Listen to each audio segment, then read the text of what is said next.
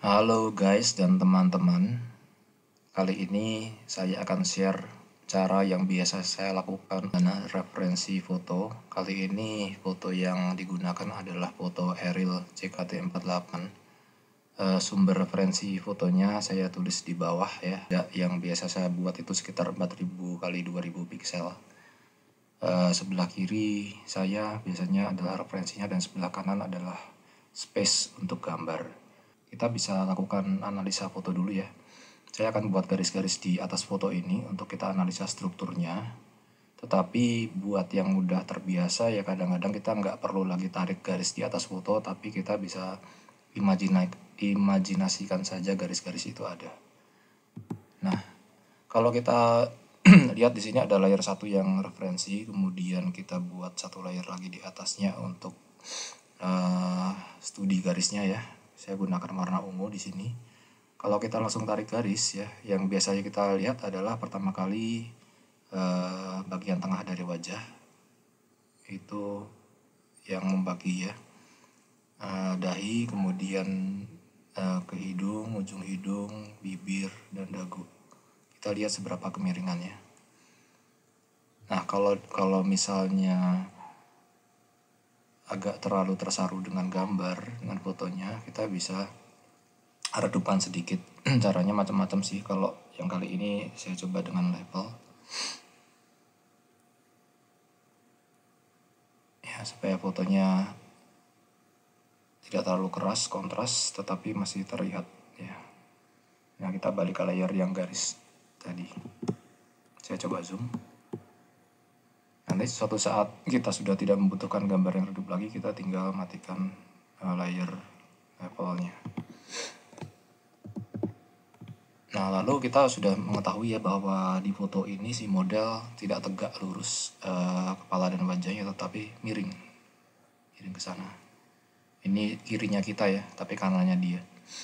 Kemudian kita juga bisa cek ya garis yang melewati antara mata ini seberapa kemiringannya. Kita juga bisa cek yang di sini. Teman-teman bisa buat 2 atau 1 garis, silakan. Kita juga cek alisnya. Kemudian kalau perlu kemiringan hidung ini. Ya, di sini bisa menentukan Di sini kita bisa menentukan ekspresi ya, karena tidak selalu senyum itu simetris ya, kadang-kadang tidak simetris, tapi kalau kita lihat di sini antara 2 sudut bibir ini cukup simetris. Nah, ini adalah struktur yang kita bisa lihat dari foto ya. Nanti kadang-kadang kita juga membuat kira-kira di mana ya letak volume kepala ini ya, kemudian garis pipinya, kemudian kita lanjutkan ke leher. Nah, lalu kita lihat dari leher ini biasanya bahu kan ada di sini ya, lebih ke bawah, tergantung proporsi. Tetapi kalau kita lihat di sini bahunya naik dan maju, jadi mungkin kita bisa lihat bahwa posisi bahu ada di sini. Lalu kita cek siku dan pergelangan tangan, dia ada kemiringan tertentu juga.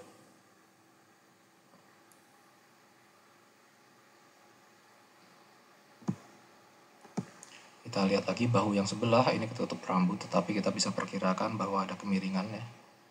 Perkiraan itu mungkin ada di sini. Siku ada di sini, kemudian lengan atasnya yang tertutup lengan bawah di sini. Di sini pergelangan tangan. Di sini lengan bawah. Ya. Kebetulan ini nggak terlalu terlihat, tapi jika diperlukan kita bisa coba lihat juga konstruksi telapak tangan dan jari-jari. Nah, ini adalah perkiraan ya konstruksi yang akan kita buat nanti. Walaupun ketika dikartunkan maka proporsinya berubah, tetapi biasanya saya cukup suka untuk mengambil angle-angle ya, karena ini angle-angle dari foto ini seringkali kalau kita tidak menggunakan referensi foto ada yang tidak terpikirkan atau banyak yang terlewatkan. Setelah itu kita bisa balik ya, kalau kita rasakan tadi sudah cukup studinya. Ini bisa kita kembalikan ke posisi awal, atau kalau misalkan teman-teman lebih suka sketsa dengan yang tidak terlalu kontras seperti ini, supaya tidak terganggu dengan kontras gelap terangnya, bisa juga. Lalu kita buat layer sketsa. Biasanya saya tidak namanya sih, tapi kali ini saya coba berikan nama di sini, sketsa yang awal. Karena seringkali saya buat sketsa juga nggak cuma sekali, tapi banyak sketsa di atas sketsa di atas sketsa dan seterusnya. Nah, karena kita buatnya kartun, maka kayak tadi ya, kita tidak menggunakan proporsi yang 100% manusia. Ya, pada umumnya memang kepala itu sedikit dibesarkan atau banyak dibesarkan dan badan dikecilkan. Kita perkirakan misalnya besar kepalanya mau kita buat seberapa banyak.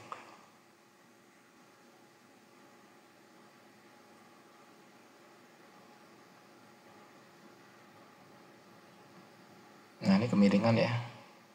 Miringan yang tadi tidak 100% akurat, tetapi paling enggak kita bisa mendapatkan impresinya seperti apa. Ini adalah garis mulut. Kemudian dia mulai ke leher. Tadi ya bahu agak naik dan ke depan. Nah, di sini kita udah mulai kecilkan sedikit badannya. Kemudian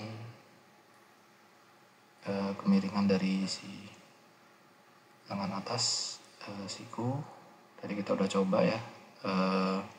Masih ada ingatan sedikit ya dari garis-garis yang kita tadi lakukan di atas fotonya. Dan satu bahu lagi yang agak ke bawah, jadi lengan atas sedikit tampak lebih pendek, bisa jadi karena dia mendapatkan efek perspektif ya, karena ke depan seperti itu maka terlihat seperti lebih pendek daripada lengan yang sebelahnya. Nah, ini awal, nanti bisa saja sangat bisa dilakukan revisi ya, tapi paling enggak ini adalah konstruksi awal yang kita punyai. Kemudian teman-teman bisa buat satu layer lagi untuk hal-hal yang lebih detail. Ini tergantung kebiasaan, ada yang buat di layer yang sama. Nah, di sini konsekuensinya adalah ada beberapa yang tidak bisa sama dengan foto ya. Bahu di sini menutup rambut, tetapi ketika bahunya kita kecilkan maka bisa jadi rambutnya itu akan terlihat. Ya, kemudian volume rambut. Nah, kalau kita gambar rambut nggak perlu perhelai dulu, tapi volumenya dulu, seberapa volumenya itu. Kemudian kita mulai tambahkan beberapa detail lagi di sini. Ya, lalu kita mulai gambar wajahnya. Untuk wajah kita juga lakukan beberapa perubahan ya. Perubahan artinya perubahan proporsinya, perbandingan ukurannya, tetapi untuk detail bentuk di sini saya tidak banyak melakukan perubahan. Oke, ini saya percepat saja videonya. Biasanya kalau gambar kartun matanya memang sedikit dibesarkan ya, walaupun ada yang dibuat titik. Kali ini saya coba yang dibesarkan matanya.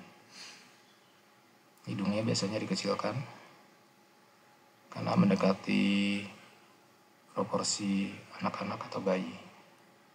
Ya, kemudian tadi sudut bibirnya senyum yang simetris. Bibirnya juga seringkali agak sedikit lebih dikecilkan. Oke, yang kita dapatkan di sini adalah konstruksi ukuran dan letak ya, tapi belum rapi dan belum detail. Nah, kita lihat ada ciri khas apa lagi bentuk yang bisa kita ambil, yaitu dagunya dan garis ya di pipi ini.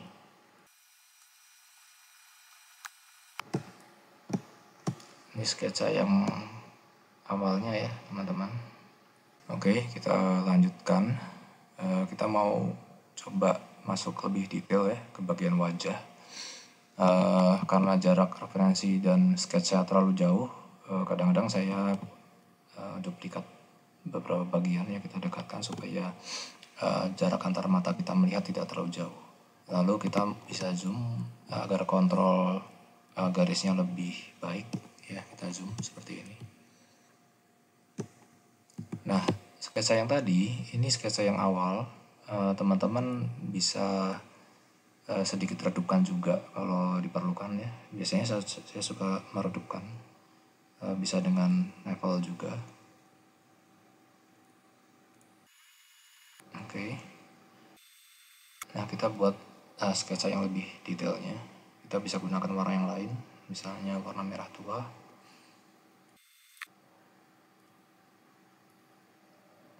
Ya, kita seperti tadi ya, kita masih melihat detail bentuknya, walaupun kita tidak mengambil proporsi secara keseluruhan, tetapi ciri-ciri khas dari bentuk alis dan ciri khas dari bentuk mata itu masih kita pertahankan.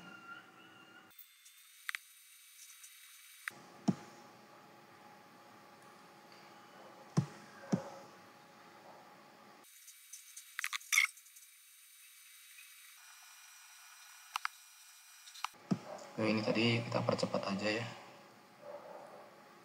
supaya videonya nggak terlalu panjang. Nah, untuk membuat garis rambut, kita juga lihat bentuk dari dahi ya. Dahi yang terlihat. Tentu saja dahi ini sebenarnya sampai ke sini, tapi ada yang tertutup rambut. Nah, jadi kita pertimbangkan dahi itu bentuknya seperti apa. Yang memiliki bentuk tidak hanya mata, hidung, bibir, tetapi bagian-bagian yang tersisa itu juga memiliki bentuk. Nah, disinilah beberapa detail yang mungkin kita sulit lakukan kalau nggak ada referensi foto ya. Jadi bagaimana lipatan-lipatan rambut ini yang unik.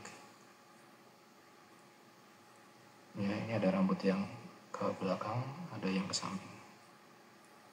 Garis-garisnya nggak perlu dibuat semuanya sekali lagi. Nanti bisa menggunakan efek.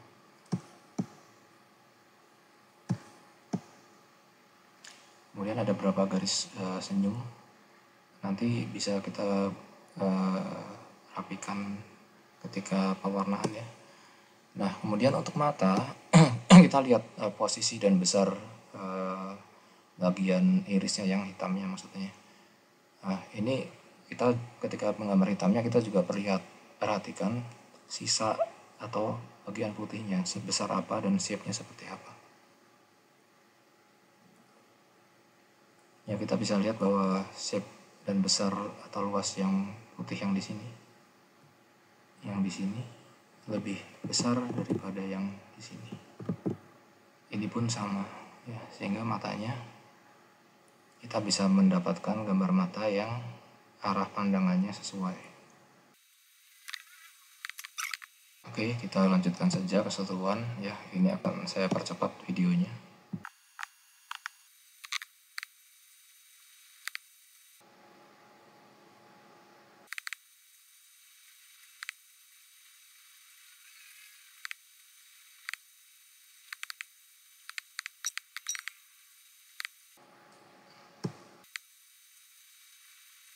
Oke, ini kira-kira sketsa lanjutannya. Setelah itu kita harus lihat dulu keseluruhan ya. Tadi kita zoom, sekarang kita lihat keseluruhan dan kita lakukan evaluasi dan koreksi terhadap sketsa yang kita buat. Yang pertama itu di dalam sketsa kita sendiri ya, tanpa melihat referensi, kita lihat apakah sketsa yang kita buat itu sudah proporsional di dalam dia sendiri ya. Artinya tangan kanan ya misalkan harusnya sama besarnya dengan tangan kiri atau menghasilkan efek yang sama besarnya. Kemudian apakah ketinggian mata ini seimbang ataukah besar pipinya sama, atau kemudian besar ukuran matanya serasi dan seterusnya. Yang berikutnya adalah kita melakukan evaluasi dan koreksi membandingkan antara referensi kita foto tadi dengan hasil karya, karena kita di sini ingin karya kita itu masih ada kemiripan ya dengan referensi. Nah, kalau kita lihat di sini koreksinya adalah ternyata karakteristik bentuk pipi dan dagunya belum terlalu sesuai ya, karena di foto ini terlihat bahwa dagu itu relatif lebih agak luas ya. Kenapa? Karena ketika tersenyum maka bibir cenderung terlihat lebih naik ya, maka dagu akan terlihat lebih luas. Di sini nanti kita akan coba sedikit koreksi garis-garisnya. Oke, kita percepat untuk koreksinya.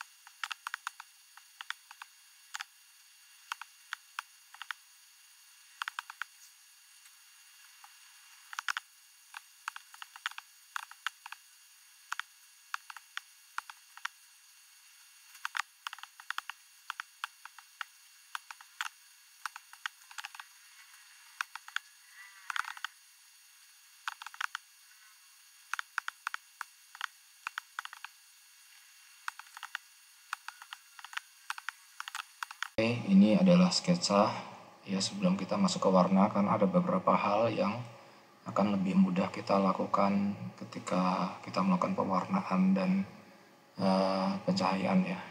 Beberapa hal misalnya berkaitan dengan bentuk hidung yang bagian tengah, ini akan sulit jika kita harus menarik beberapa garis, tetapi akan lebih mudah jika kita menggunakan gelap terang.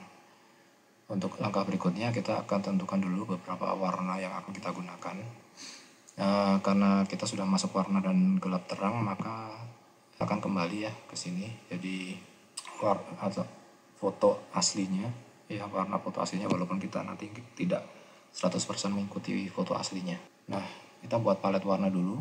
Biasanya lebih cepat kalau kita membuat warna dari warna tengah ya. Misalkan warna kulit kita tentukan ya, ini nanti masih bisa berubah, tapi ini untuk awal saja kita tentukan lebih dahulu. Pick color, kemudian warna baju, dan warna rambut, warna bibir, warna hiasan kalung ya, kurang lebih seperti itu. Lalu langkah berikutnya kita buat satu layer di atas. Saya lebih suka memberikan warna di atas layer sketsa, tetapi tidak full 100% ya. Kita kurangin sedikit. Saya kurangin sedikit biasanya menjadi sekitar 80%. Ini plus 80% ya. Sehingga kalau misalkan kita beras seperti ini sketsanya masih terlihat tetapi meredup ya. Meredupnya itu kalau saya lebih suka karena nanti kita akan buat garis-garis sketsa yang lebih rapi dan lebih sudah bisa dikoreksi lagi ya. Jadi kita berikan warna dulu ya, misalkan seperti ini ya, 80%.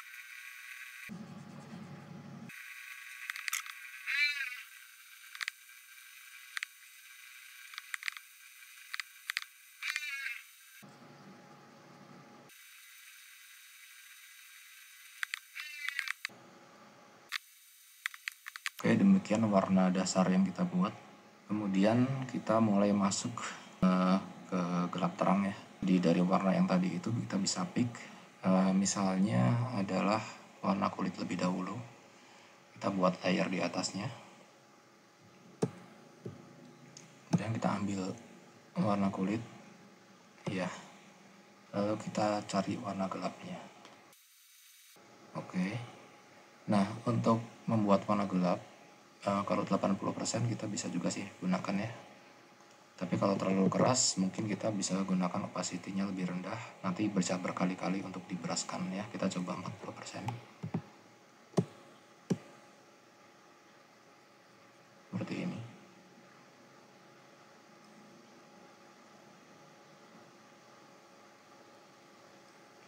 Nah, ini adalah tadi ya.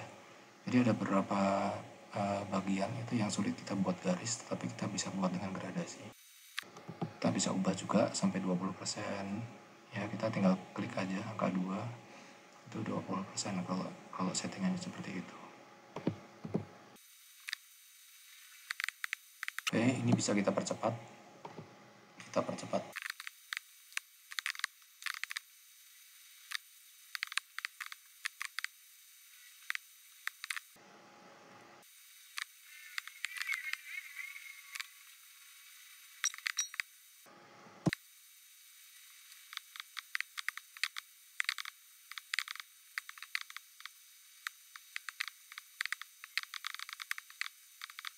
Oke, itu warna gelap, kemudian kita buat warna terangnya, highlightnya ya.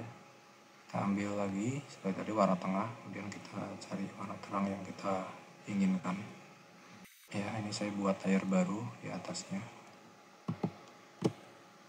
ya, untuk membuat tulang hidung dan hidung kelihatan lebih ke depan. Biasanya kita bisa taruh cahaya di sini. Kalau arah cahayanya flat dari depan ya. Ya, kemudian nanti secara konsisten kita juga berikan highlight yang tadi.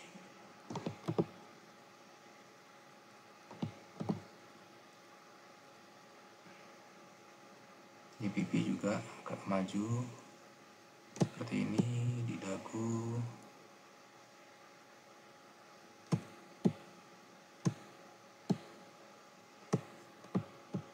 Ya, kemudian di tangan juga sama.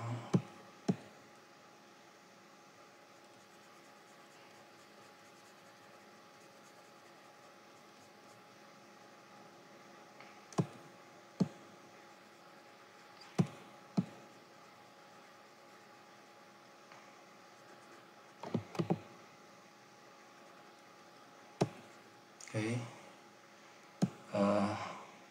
caranya seperti itu, kita percepat.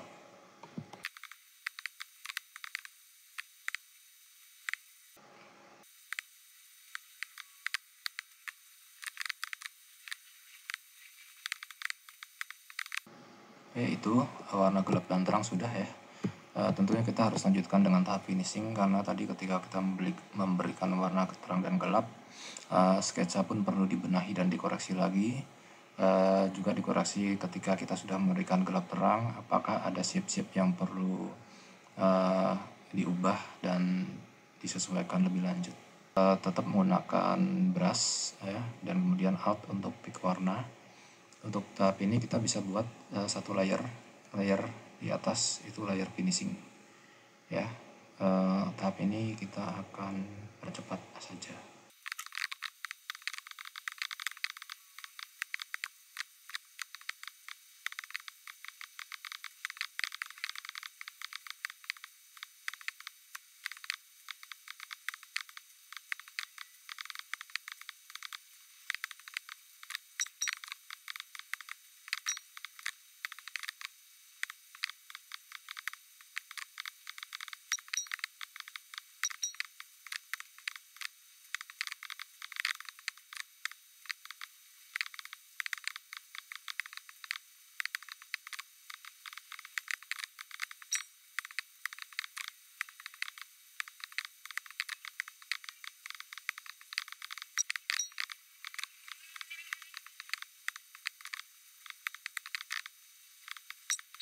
Oke, kita lanjutkan, kita selesaikan saja ya. Untuk detail-detailnya saya lagi-lagi akan percepat.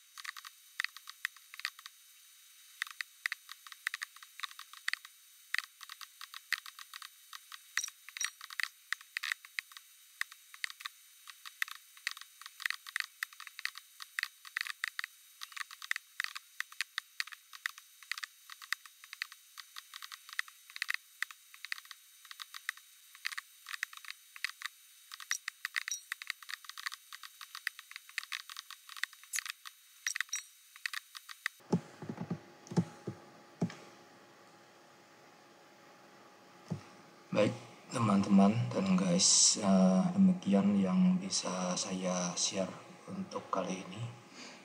Setelah ini akan saya lanjutkan langsung ke penyelesaian hasil akhirnya. Terima kasih sudah nonton video ini dan sampai jumpa lagi di video yang lainnya.